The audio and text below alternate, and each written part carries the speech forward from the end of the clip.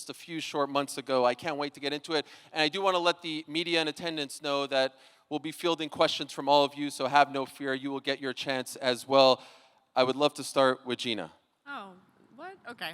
You deserve it. You deserve it. Okay. You were here first. Welcome back. Nice it's so to great to see see you you. again. It's Thank really you. great to see you. Can I ask you why? Why are you coming back? What's the motivation? Well, obviously the motivation is Ronda personally asked me, and she was quite the charmer. She asked me politely. She thanked me for so much, and she just she inspired me. And other jobs kind of came up during this, but nothing was as important as this. And to share this moment with her, and to be the one that she would come back for. She's my one as well. So hey, we get to live once. And this makes me feel so alive, and so I'm just super grateful for the opportunity. How long was that process from her saying, hey, are you interested, to you then saying, yeah, I actually want to do this after all these years? I mean, that was about a year. I think I first got confronted with it from Dana White, December 2024. Yeah, so about a year we've been talking about it. And when you say confronted, what does that mean? Like they offered it to you, they talked to you about it? Dana gave me a call and he said, Ronda's pregnant. I think she was 9 months pregnant, right? And she wants to fight, and the only one she wants to fight is you. And at that time, I was extremely sick in my body. Had a couple of tough, rough years, like I think a lot of us did have. And at that time, I was like, you know what, absolutely. And then it just became more and more real as 2025 went on. And it is pretty incredible and surreal to be here today. It's healing, it's exciting, it's everything I could have hoped for. I didn't know I needed this so bad. Well, it is amazing to see you back here. Thank On you. behalf of the whole MMA community. Ronda, it's great to see you back as well. It is surreal in its own right. And I'm wondering, when you decided to leave pro wrestling, was this the plan for you, or did it crystallize in a different way? No, I never thought I would come back. It didn't cross my mind at all. I think it kind of started with my now coach, Ricky, who was originally my mortal enemy. He was coaching against me on The Ultimate Fighter. And he was also coaching my husband, Travis Brown, and he convinced me to give him a chance, and we became friends over the years. And he asked me to help him get his black belt in judo. And I had put a lot of walls around my heart when it came to martial arts and everything like that. I was forced to retire over some neurological issues that I didn't really have any clarity about. And it just hurt to be around it. And when he asked me to teach him, I was like, okay, fine. You know, he would come to my house, and I had some tatami in the garage. And once I started getting deep into it again and explaining things and getting back to it, made me fall in love with martial arts again. It reminded me of the joy that it gave me from the very beginning, and why I love it so much. And I really am a master of it, and I understand it so deeply, and to be able to teach it to somebody who would understand it on that level, it reminded me why I loved it again. And then I got to be pregnant, and I was about 3 months pregnant, and my husband caught me doing suplexes in the garage, and he was like, girl, you gotta give it a little rest. I'm like, okay. I was, 9 months pregnant when I saw an interview of Gina, who I always said I'd only come back for her, but I also was like, man, I hope she doesn't say anything, because I just don't have it, have that love for it in me anymore. But once I found that love again, and I saw her not doing well, I was like, you know what? We both need to reclaim our bodily identity together and rewrite our own endings together. And so then I reached out to her, and it's been such a journey to get here, and so many obstacles, and so many people tried to get in between us and to insert their own agenda. And we went from barely knowing each other and respecting each other to being like, you know what? We're going to fight each other. I told her I will train you to fight me if I have to. Luckily, I didn't have to do that. But yeah, we went from, because of this, I had to get her number and talk to her. Because of this, I had to meet up with her and find a way to make the contract work out. And I thought it was just about me and, finding my love for the sport, and just about her, getting back to finding that fire and that light in her eyes that we all fell in love with. But it's become much more than that. Now it's become about changing the entire landscape of the sport, and challenging the monolith that the UFC has become. And I mean, of course, I just wanted to do something fun, and I ended up having to change the world. But that's the way that we do it. And I'm so happy that we're here, and I'm so grateful that Gina trusted me. When it wasn't going to work out with the UFC, I told her, I was like, we can do this on our own. We don't need them. We don't need anyone. And she said, I'm going to follow your lead. I'm going to trust you. And that's what led us to MVP and to Netflix and to us sitting here in front of the Intuit Dome, about to put on the most viewed MMA fight of all time. Thank you for that. Could I ask, why did it not work out with the UFC? You were so synonymous with the UFC for so long, and so to see you associated with another MMA brand at this point is surreal in its own right. And so could you tell us why it did not work out, and why you feel the way you feel about the landscape? Well, I knew that we could promote this on our own, and probably be the most lucrative way to go about it for us. But I have such love and respect for Dana that I wanted to bring this to him first. And I said, I know I can do this on my own, but I would rather fight for you than to fight for me. Just make it make sense for me. And originally we were going to do it New Year's, and it was going to be under the last fight under the pay-per-view model. And he offered me the best pay-per-view structure ever, and I was so grateful. But then, Gina said she needed more time to get in the best shape possible, and that she wanted me to fight the best version of herself. And I think that was fate. It was meant to be. It was meant to push us onto the other side. And once they've moved into the streaming model, it's just not about putting on the best fights possible anymore. Dana is legally beholden to the shareholders and to maximize shareholder value.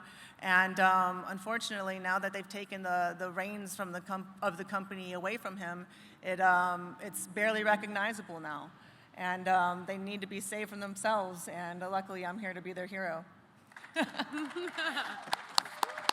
I'd like to ask my friend Francis a couple of questions. Francis, great to see you again. Good to see you. Bon après-midi, as they say. Merci.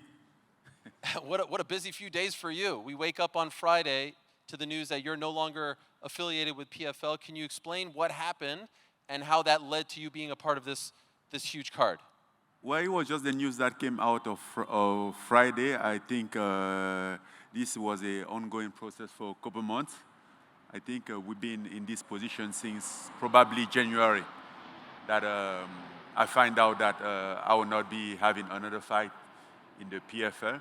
So then I started to look another option. Then right away, 2 or 3 weeks ago, I was reached out by Nikisa to give me an offer. Originally, he was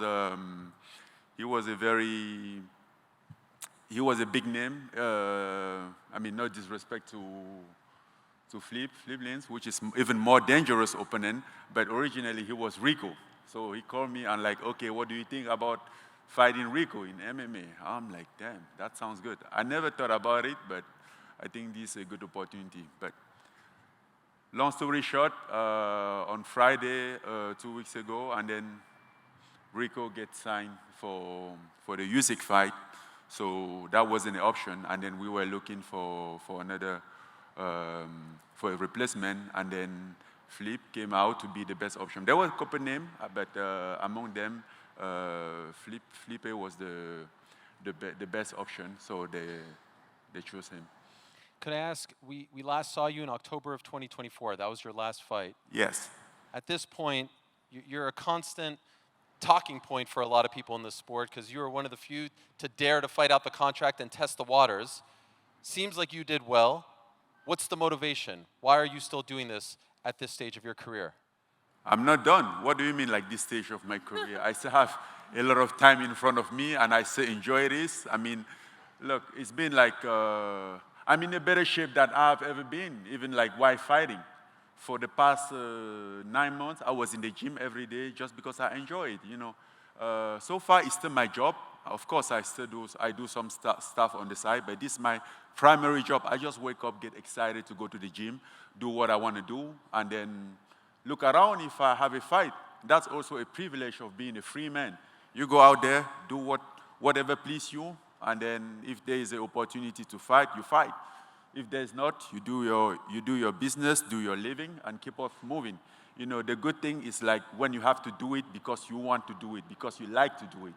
I think that's when the real pleasure of fighting begins.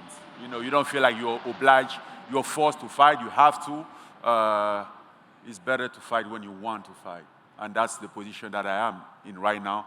And I think in this position, in this rhythm, I can keep going for a couple more years. Love it. Want to ask your opponent, Philippe, a question or two. Philippe, we haven't seen you since you left the UFC on that 4-fight winning streak. I want to get that right, on that winning streak. Why haven't we seen you since then? Yeah, I take 2 years off, and I'm asked to God to give me another opportunity. And he sent this big opportunity to me. Fight on the first MMA event on Netflix with so many legends here. Ronda Rousey, Gina Carano, Francis Ngannou. It's the biggest opportunity of my entire MMA career. We're going to make a history and be a part of this. Is amazing. I'm feeling blessed. Amazing. Your reaction when you found out that they wanted to match you up against the big man, Francis Ngannou, was it yes right away? Yes, was right away. When my manager called me and said, you're going to fight Francis Ngannou live on Netflix, yeah, I'm on. We have a deal. Send a contract. I love it. Now here you are. It's a big opportunity, guys. It is massive. Yeah. The biggest MMA card in the history of the sport, no doubt about it, as far as the platform and the viewership. The selfish journalist in me wants to ask them a million more questions, but I do want to be fair to my fellow media members, so we'll open it up to questions right here and now. Doug Vasquez from Sports Illustrated. Questions for Ronda. Ronda, you mentioned the love and admiration and respect you have. Try to get for closer Dana to the White. microphone. Hard to hear you. Sure. Sorry about that. Doug Vasquez, Sports Illustrated. Ronda, you mentioned Dana White, all the love and respect you had for him. Ultimately, you couldn't make a deal. Did those failed negotiations lead to some bitterness that led you to publicly criticize them yesterday on social media? No, not at all. He was the one that, when they weren't able to offer me, a respectable deal under the streaming model, he was the one that was like, I want you to make as much money as possible. Don't stay here and take less for me. He gave me his blessing to go out and do it on my own. And if anyone's been his apprentice, on how to be a promoter, it's been me. And after I let him know before anybody else that I had gone to Netflix, and I wanted to, I didn't want him to be upset with me, and he was like, I could never be upset with you. I love you so much. I want you to do great. I want this to be successful. He's always been my friend first before anything else. And I think that most of my criticisms of the UFC now is because Dana isn't the owner, and he isn't calling the shots, and he isn't running things the way that he wants, because he's an employee of the company now. He's not an owner, and I think it was a big mistake of theirs to not let him just run things the way that he always has. Do you think he was upset when he saw your comments yesterday on social media? You mentioned that he wasn't upset with you for taking this fight. Oh, he knows the White House card sucks. Like, he knows that they were pushing this for over a year, and it fell extremely short of expectations. I mean, he was so upset about it. He was talking about a fight falling out the day before. It's I can guarantee you he's not happy with it either. And he's the one that taught me through example to speak my mind. And then one question for Francis. Francis, with all the success that Jake and Nikisa and MVP have had promoting these big boxing events, when we look back 5 years from now and look at this card, do you think that this will be the card that finally created some competition for the UFC? Absolutely not, because if I remember well, 5 years ago exactly, the MVP promotion wasn't there yet or was just getting started, you know. So nobody would have could have believed that. But again, with the landscape of the sport today, there have been a great opportunity. And even last year, I wouldn't have imagined that. But when I received a call the other day, and then I'm like, I was confused for a second. Then I'm like, wait a minute. So it's a MVP. Then it's going to be Ronda against Gina. It's going to be me against Rico. And then it's going to be live on Netflix. I'm like, damn. So this is it. I wasn't expecting this at all. I didn't see this coming at all. But managed to be like the right plan.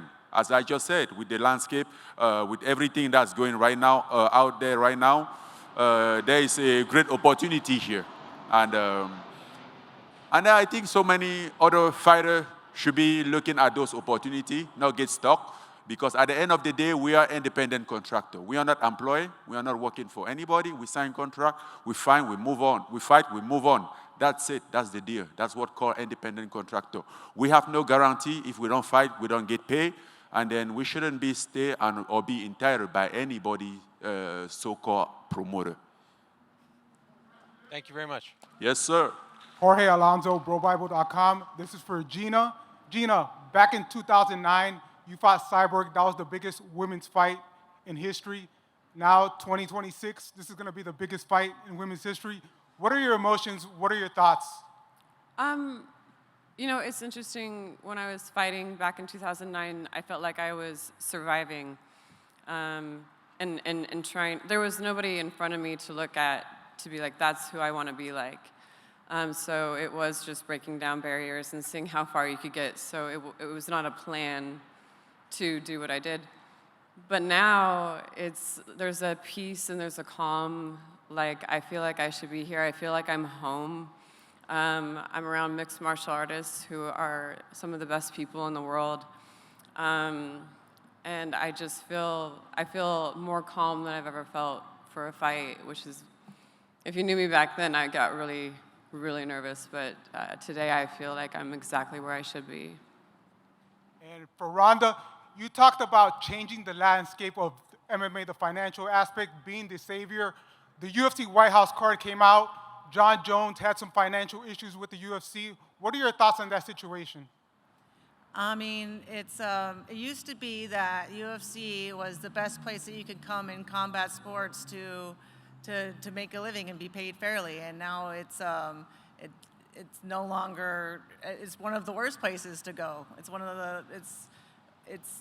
why so many of their top athletes are leaving to go and find pay elsewhere. It's why their champions like Valentina are selling pictures of their titties on OnlyFans.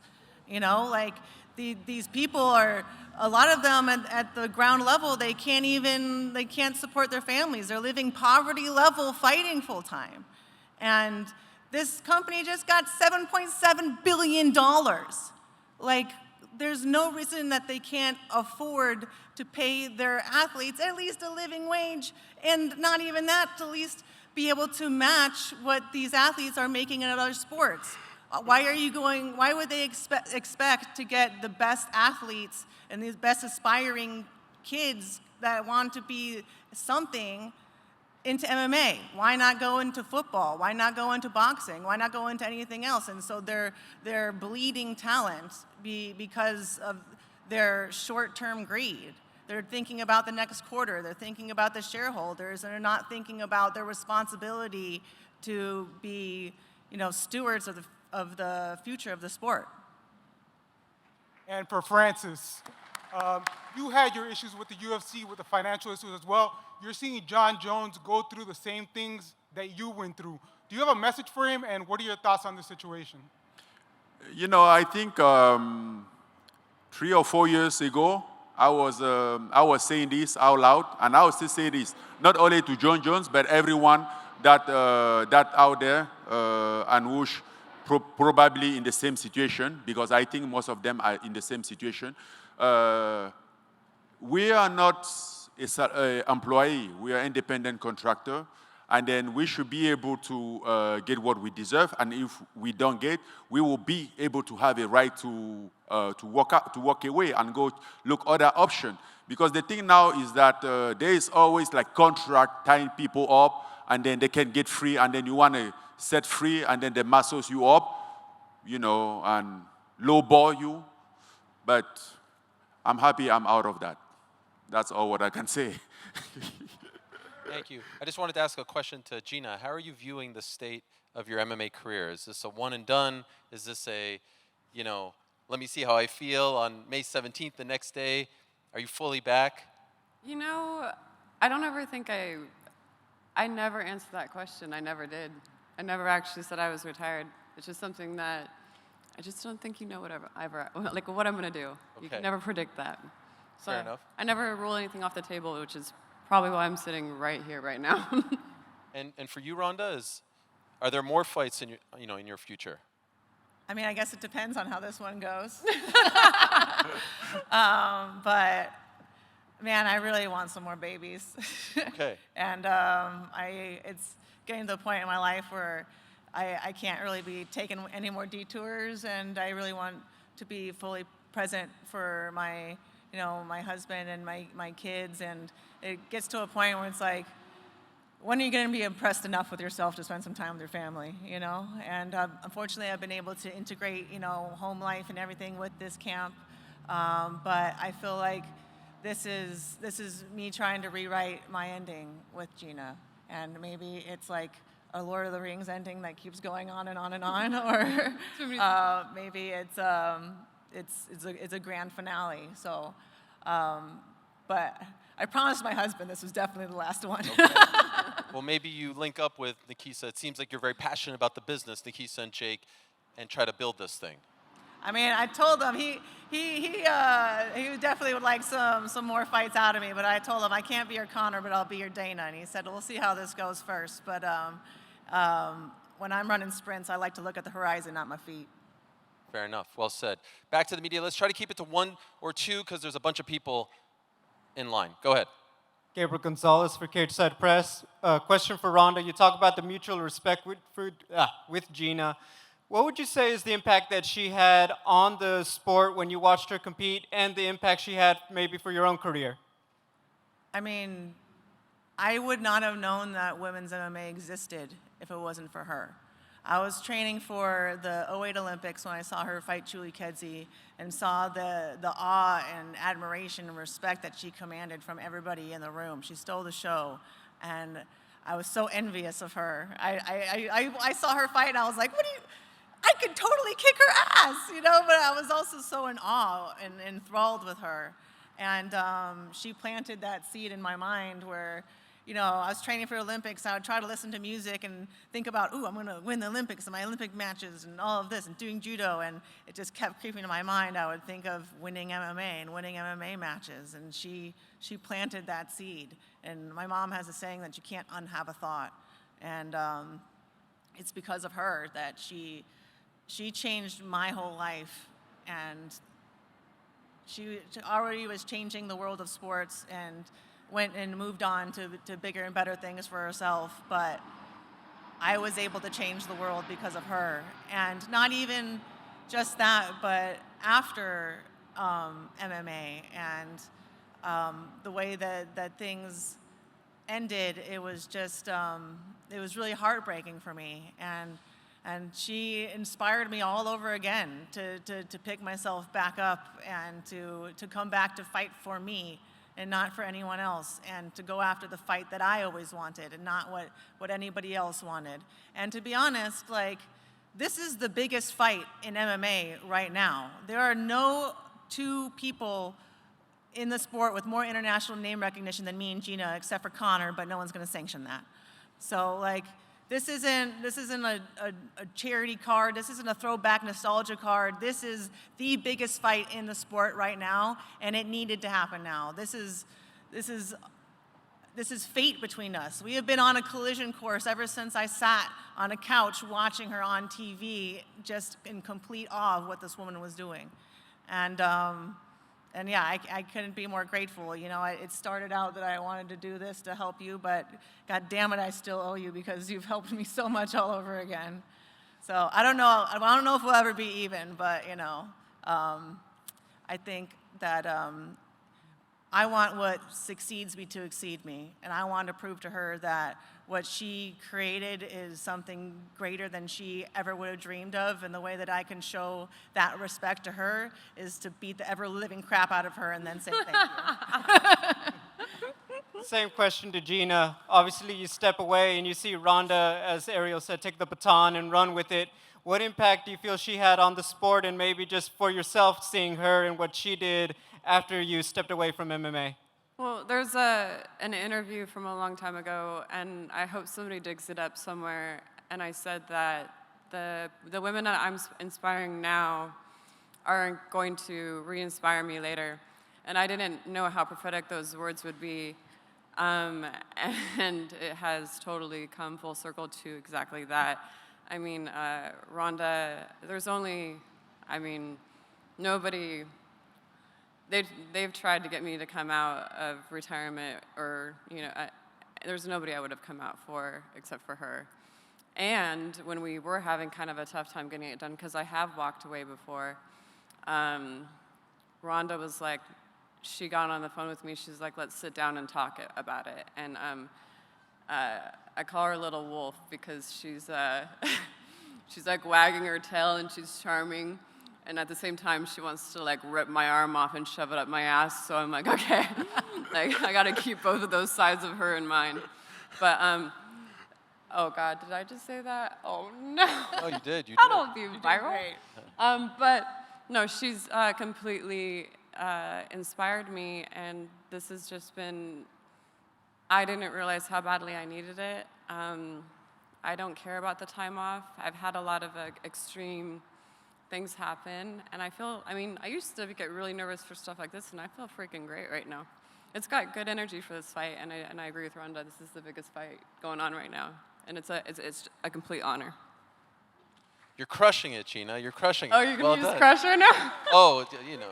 Yeah. Let's go back to the media. Here we go. Hi, Christina, it's Snow Queen LA. I have a question for all of the fighters. What's one thing people don't know about you? And whoever wants to go first. Thank you. Maybe we'll start with Francis. I'll let the lady go first. Okay, fair enough. Let's start with Gina. Why me? Okay. Respect. I actually moved up to Montana. I live on a farm. I got married. Congrats.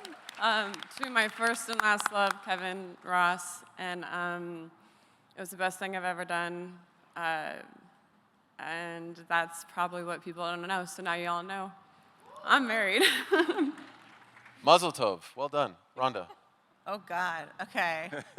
I have 6 sea monkey tanks, and only one of them has sea monkeys in it, and there's only 2 sea monkeys. But I'm growing algae in the other ones, in case my sea monkeys have babies again and I don't kill them and I move them over into their sea monkey nursery. I don't know.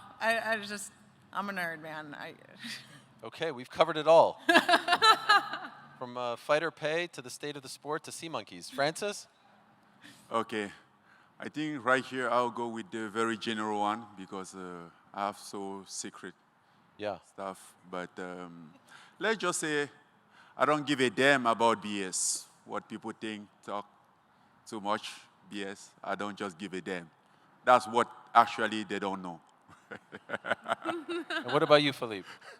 I have a new baby boy, new girl with 10 months years old. So it's amazing. I'm a father of 2 girls. I'm gonna have a work on this, bro. Parabéns. Thank you.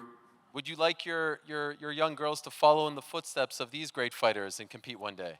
I'm gonna let her choose what she gonna do, both of hers, both of my daughters. Okay. Would you like to say something to your fans in Brazil, in Portuguese perhaps? Because I know there's a lot of people who watch Netflix in Brazil, so any message for them? Fala pessoal do Netflix Brasil, Philipe Lins aqui. Queria mandar um abraço para todos vocês aí que estão assistindo ao vivo aí nos streams do YouTube, do Netflix e da MVP. Queria mandar um abraço para todos vocês aí, para minha família, por estarem torcendo por mim aí nesse dia para que a gente possa vir com essa vitória aí para a gente, nessa luta tão importante, nesse grande desafio que eu tenho pela frente aí. Um abraço para todos vocês. Obrigado, obrigado. All right, let's go back to the media. Good afternoon, Adriana Noriega with Fox Deportes and ABN Sports. My question is for Ronda and Gina. As we celebrate Women's History Month, we look up here and we see one of the most historic women's card, headlined by two legendary fighters of this sport. So I want to see how you come into this fight. Does the fighter inside of you look at this fight as the biggest rivalry or as the biggest celebration of the two biggest pioneers of the sport? I think it can be both. Why not? Good answer. I mean, fighting's the way I celebrate. I've been asked about Ronda for the last 16 years. Are you going to fight Ronda? Are you going to fight Ronda? And it's so easy to tell these people, oh, yeah, I would, I would. And then to be able to do it. So putting words to action is, I think, one of the best things you could do in life. And for it to be Ronda and for it to be, this is just, it's epic. It's just absolutely epic. I have been a part of so many firsts in my life. And I'm just so blessed and fortunate that it is with Ronda. And I'm definitely coming to win. So make no mistake about that. It's competitive, and it's also everything else. Thank you. First women's MMA fight on premium cable, first women's MMA fight on broadcast television, first women's MMA main event, and now first MMA fight on Netflix. And first women's MMA fight to go 5-minute rounds with Cyborg. That So too. this will be my second fight. A lot of And firsts. that there. was like, obviously a cheating, roided up bitch that totally cheated you out of your title that was deservingly yours. So you're too nice to say it, but I'm going to say it. Fuck her, and you're the best. You know what I love about Ronda? Some people go away and they lose the fastball. I feel like the fastball is at like 105 right now. It actually somehow got even faster. I'm not sure. We've missed you. Welcome back. It's just because you've been at so many boring press conferences that you forgot how interesting it could be. I actually don't go to the press We conferences. missed you, Ronda. We missed you. I miss you. We all miss you. I think a lot of the media here misses you. All right, here we go. Eduardo Mata, No Mas Boxing. My question is for Ronda. Yeah, it should have been a better name. You dominated in multiple arenas, not just the fight scene, but also film. When you look at your career today, what motivates you now compared to when you first started? I mean, this is a really unique fight, I think, in that it's entirely self-motivated, This is for me. I think my last two fights, I felt like I had to be there for other people, and it got away from me. And this is me really, really reclaiming that. And of course, it kind of becomes more about everybody else because of the grandiosity of this event and everybody that's become a part of it. But deep down, this is the fight that I always wanted, and the only fight that I wanted to come back for, the only thing that could inspire me and light that fire back in me again. Just one more quick question that they asked me to ask. If you could describe Dana White in one word, what would it be? Wait, hold for sound. Yeah. What was that? Oh yeah, because I was playing. If you could describe Dana White in one word, what would it be? Dana White, if I could describe him in one word, I would say, I think he's loyal to a fault. Thank you. That's a lot of words. That was more than one word. We get Okay, it. one word? God. Loyal's good.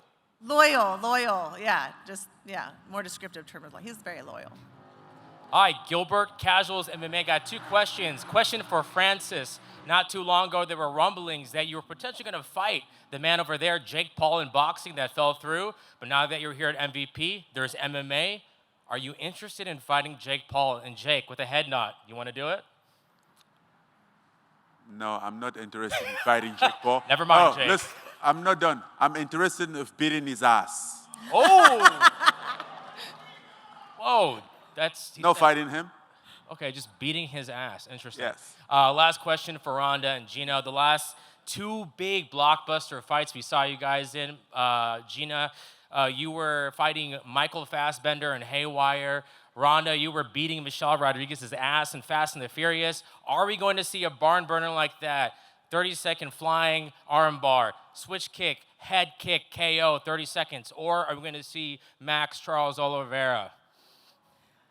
Listen, the great thing about fighting and it not being scripted is that you really have to tune in to find out. So I don't know. I'm prepared for every what's it called? Eventuality? Every Possibility? every possibility. Thank you, God. But you never know. That's the beautiful thing about MMA. You never know what's going to happen. I think it's going to be Fast and Furious, no pun intended, because they're both in the franchise. But you know, I know that with everybody on this stage, you are not going to be disappointed. There's a lot of fights that I see headlining these days that if they were happening in a bar for free, I would walk away. For me, I think that energies make fights, and you really cannot. 1 second. Until you're in front of someone, right, and you feel the energy and you see how they move. I move a little bit different. I know who she's been training with and everything. Yeah, I don't see it going the full length, but we prepare for the full length, and yeah, I think it's going to be. I think it's going to be pretty surprising, actually. Thank you. We'll wrap up the media questions with a question from this young whippersnapper. Hey guys, new on the scene here. My name is Jake Paul from JakePaul.com. My question is for Philippe. I would like to say first, I want the winner of this fight. But Philippe Francis has said he can knock me out and is going to knock me out. What do you think is going to happen in your guys' fight, and do you think you can knock out Francis Ngannou? First of all, Francis Ngannou is one of the greatest heavyweights of all time. This fight is going to be the biggest challenge I'm going to face on my entire MMA career. All respect to Francis. But one victory over him is going to put my name on the MMA history forever. So it's a masterpiece. And all respect to him again, to his history on the sport. But May 16, live on Netflix, I'm going to shock the world.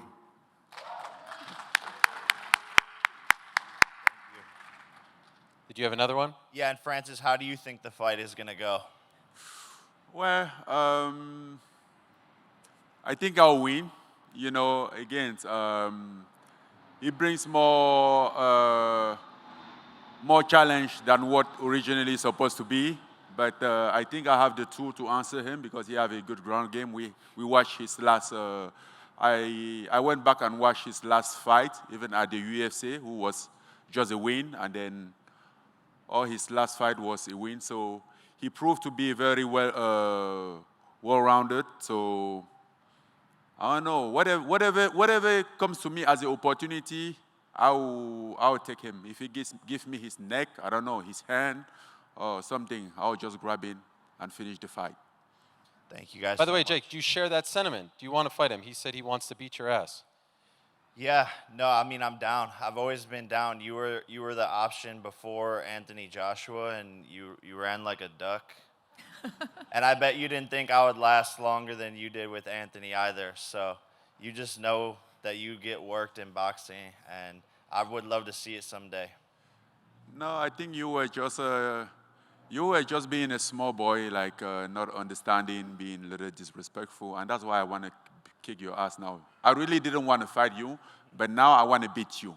So there's a difference. Let's do it. And that's why I hold it the statement that I want to Let's do just beat you up. Hey, Philippe, I got you. And could I ask, since you're here, I mean, for you, as a longtime MMA fan, Jake, to put together a fight like this, I know you and your brother have been watching MMA for many years. When they were coming onto the scene, you were watching. I believe you said that you did a little bit of judo because you were inspired by Ronda. To see it all come to fruition like this, on a platform like this, on Netflix, personally, for all the things you've done, what does this mean to you?